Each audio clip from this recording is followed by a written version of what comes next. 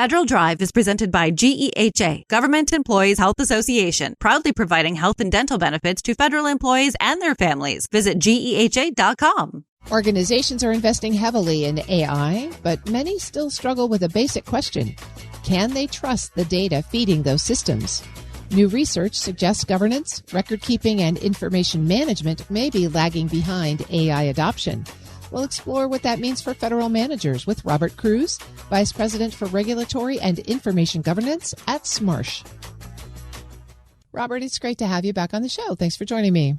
Terry, thanks again for your invitation. I really appreciate it. Good to talk to you Smarsh again. has some new research out, and we want to talk about it related to data governance and AI. I recently heard the phrase, you can't have trustworthy AI without trustworthy data. So what does your research tell you now about how organizations are or maybe are not learning that lesson? Well, it is a very important discussion we're having with most of our clients. How does the governance process depend upon having good data lineage and understanding where information comes from and making sure you're doing business with the right AI model provider? So it is continuation of a discussion we've had for years, but now with AI, it's more complex because there's more providers in the market. Their practices are not as clear in some cases. So I think every firm is asking that question. We want to get the most out of our investments with AI. What's the additional due diligence and vendor risk management that we should be putting into these processes up front so that we've got a better course to success? And when we talk about due diligence, typically that means governance. And when we talk about trustworthy AI, this report drills into data governance. So when we talk about trustworthy data, what are we actually talking about? Is it just accurate? Is it complete? Are there other characteristics that you would apply here? Well, that's a great question, because the difference between what we see on the information or the communication side versus raw data is context. And so it's important to have that fundamental layer there so that you know where this data is coming from and what the sources of that data are and how they're protecting my information. But we have this packaged now into use cases, almost an infinite number of use cases, and some of which carry very explicit regulatory obligations. And so firms are having to worry not only about the raw data, but also what are they approving their employees to be able to do with that data in an AI use case? Can they touch an investor or an external market participant? Can they talk about a product or service?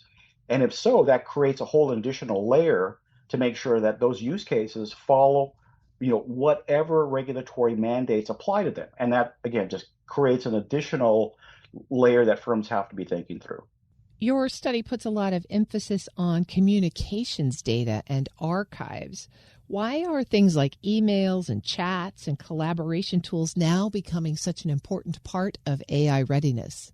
Well, it's important for two reasons. Number one is that AI is embedded into every communication tool on the planet. And so it's a feature that's embedded, whether it's collaborative technology or on this platform, there is AI. Every tool uses AI in some specific way. So firms have to be thinking about what's my ability to create and preserve a historical record if some issue arose later on. I need to be able to defend my business. So embedded within communication tools that an organization is using, that's really the crux of the problem. But you also have, an employee that may be using ChatGPT or Claude or another tool that's outside of the approved data set. That creates an entirely different problem, which is shadow AI. So we hear about both. How do you govern and control the approved use cases in the approved communication tools? And how do you have visibility into those scenarios where people have run off the reservation? Robert Cruz is Vice President of Regulatory and Information Governance at Smarsh. So, Robert, let's follow that thread a little bit, because governing comms is a completely different kind of governance structure than just, say, making sure that all of our data is correct and accurate. How should agencies, especially in organizations, think about that kind of a governance model? It's really focusing, as we started the discussion, with both the input and output as part of the purview. So I need to think about where data came from and where is it going. So that where is it going part is what a firm has to be thinking through in terms of how do they accept and allow the use of certain use cases? How do they prohibit others that may have risk that's too high? So I have a big responsibility as the governance executive up front to define what those criteria are and make sure my employees understand them. So that's first and foremost. If it's a use case that I don't feel the firm, is able to accept that level of risk, or we believe the return is not commensurate with that risk, then we have to put the controls in place so that employees are directed away from that. So that governance part up front, we see firms have made that investment, are continuing to operationalize and improve the way that process works. Sometimes the establishment of a governance mechanism is slow itself, and then governance is so often viewed as just a bureaucratic hindrance in getting the mission done. So are you seeing agencies, especially in this case where AI is moving so fast, adopting advanced AI models without the governance mechanism that should go alongside of them? And what kind of risk does that present to the organization? Well, we have a history, a recent history with something called off-channel communications, which not many firms want to think back on. It was not an easy time where, the regulators really cracked down on the use of tools that were not approved. So that whole process and what we learned and the infrastructure we built are things that governance executives are now trying to apply in the way that AI is being used. So that, again, you're giving people the right tools to do their jobs, and you're making it clear what are the consequences of using tools or using the use cases or using the wrong model, maybe a public model where my intellectual property may be disclosed or made vulnerable. Firms have to be thinking through that holistic picture of risk. So your question and the premise is terrific, because like governance as overhead, I think what we're seeing now is firms are putting these programs together, and they're also bringing intellectual or the IP leakage group, the people that look after their intellectual property, the data privacy and InfoSec people, as well as the folks that look up to regulatory, because the issues that could arise could be anywhere on that risk spectrum. It's a pretty broad problem set. If we take it from the federal agency perspective, they're maybe a little bit more used to working in a world of records requirements and oversight and accountability and compliance. Does that make them better positioned to implement trustworthy AI, or does it just now expose weaknesses in how they've been doing that kind of information management?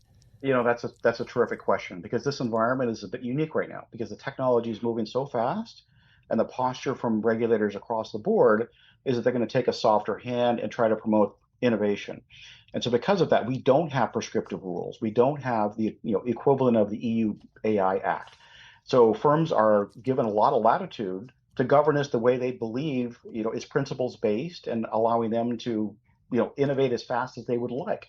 That's different. So I think your point about firms that have a strong governance or records history and that infrastructure in place, I think it's paramount. It's extremely important, because the governance and records department is being asked to define the braking system, not just apply the brakes, but figure out what brakes look like. We're driving vehicles on an unfinished road without a braking system that now governance is responsible for defining, and that's a big responsibility. So I'm sure there are the outliers that are moving beyond where governance is currently situated, but we see on the banking and across financial and other regulated firms, the governance process is pretty well in sync with this, making best efforts to stay in sync given the speed and the pace of innovation. Your metaphor there of a vehicle without brakes on an unfinished road at speed seems to imply that there's going to be a crash in the future. No, I don't want to forecast, when this happens, but the folks that we talk to seem to all agree that it's a matter of when, as opposed to if. So whether that's an InfoSec issue, a national security related issue, or something that threatens the stability of the financial system, it feels like that's kind of like the model that folks are anticipating and trying to figure out how can they put the right protections in place now, so that if there is a major event or market correction or what have you, they at least have some mechanism to be able to rebuild and repair. So with that in mind, then, over the next few years, what is going to separate the organizations that really are successful with operationalizing AI from those who struggle? Is it going to be better models, better governance, slower pace, better data, all of the above? You know what? I think the all of the above is absolutely applicable, but I would start with, I think we're going to see a rationalization of use cases, and it's because some use cases have not produced the ROI. They've not generated the results. And so maybe these were not the right projects to focus A on to begin with. So I think firms are going to become more selective. Their expectations are going to be a little bit more tempered toward the things that they've seen results, stem from.